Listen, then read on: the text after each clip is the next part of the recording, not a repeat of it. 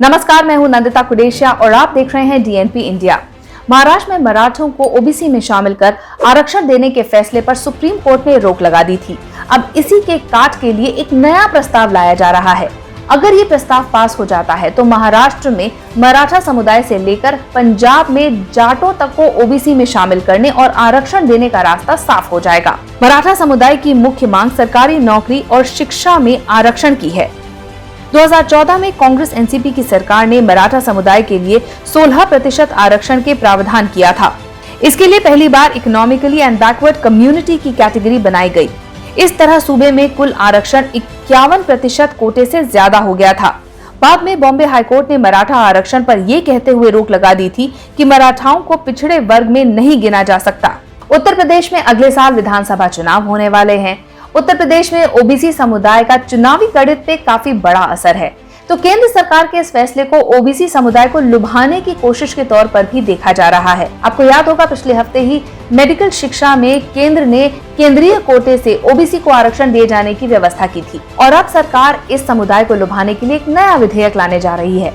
इस विधेयक का नाम है 127वां संविधान संशोधन विधेयक।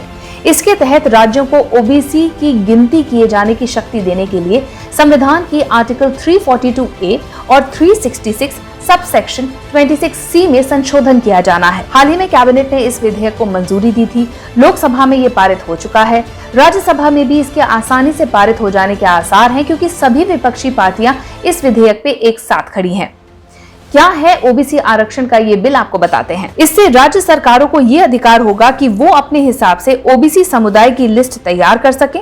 संशोधित बिल के पारित होने के बाद राज्यों को इसके लिए केंद्र पर निर्भर नहीं रहना होगा। अब तक ओबीसी की अलग अलग सूचियां राज्य और केंद्र सरकारें तैयार करती हैं।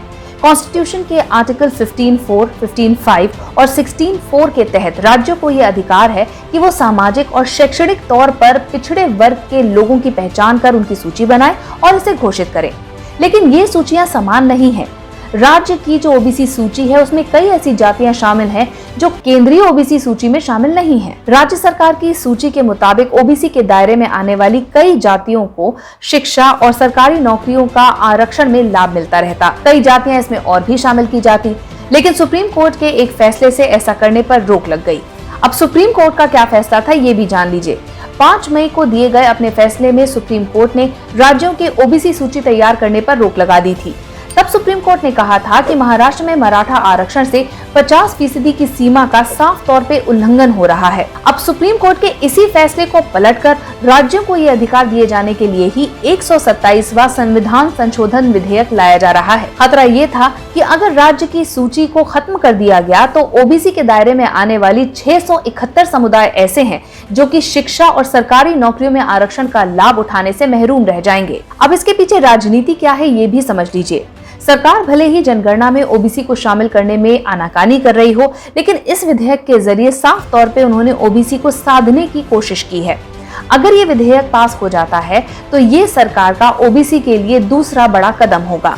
इसका फायदा बीजेपी को महाराष्ट्र, हरियाणा, कर्नाटक और गुजरात में होने वाले विधानसभा चुनाव और 2024 में होने वाले लोकसभा चुनाव में भी होगा। फिलहाल गुजरात, कर्नाटक और हरियाणा में बीजेपी की ही सरकार है। इस विधेयक के पास हो जाने से इन 4 राज्यों की राजनीति में दूर तक असर पड़ने की संभावना है। लंबे समय से आरक्षण की मांग कर रहे कई समुदायों को ओबीसी में शामिल कर आरक्षण का लाभ मिल सकेगा, जैसे कि महाराष्ट्र में मराठा समुदाय, हरियाणा में जाट समुदाय, गुजरात में पटेल समुदाय और कर्नाटक में लिंगायत समुदाय ओबीसी वर्ग में शामिल किए जा सकते हैं। ओबीसी समुदायों को पहचान कर इनकी सूची तैयार करने के राज्य के फैसले को छीनने के मामले में विपक्षी दल लगातार केंद्र सरकार पर हमला कर रहे थे और आरोप लगा रहे थे कि उन्होंने संघीय ढांचे पर हमला किया है।